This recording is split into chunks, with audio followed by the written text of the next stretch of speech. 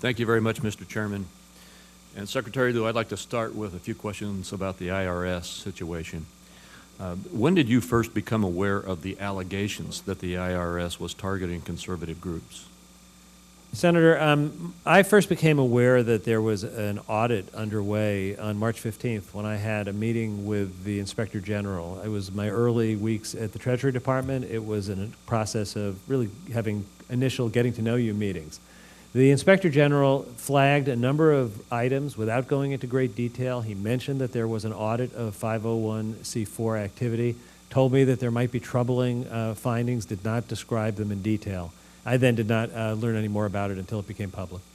So that was my next question. When did you first receive confirmation that those allegations were in fact true?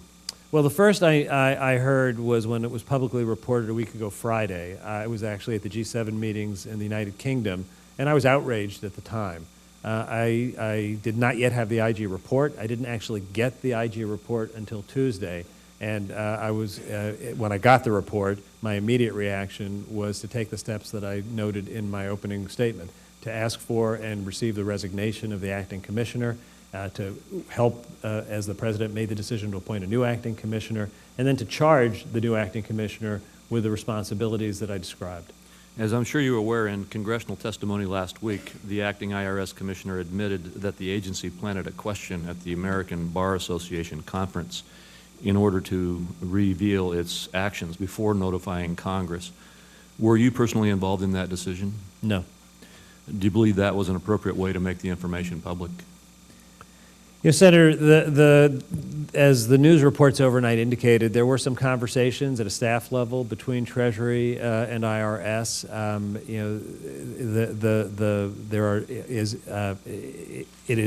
Was the discretion of the IRS to decide how to manage this matter. The guiding principle for the Treasury Department in IRS investigations is to not interfere in any way, to not interfere with the IG's ability to find facts, to interview people, to find records, and in no way to color the outcome. So, I am not aware of any action that was taken at the Treasury Department that is inconsistent with that well-established practice. I wasn't asked about this. I would have advised against doing that, but it was a decision for the IRS to make.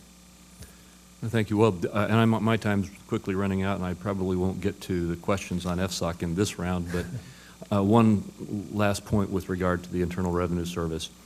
As revelations about actions of different federal agencies come forward in any administration, it's clear to me why revelations of the type we are seeing relating to the IRS bring such concern to the American public.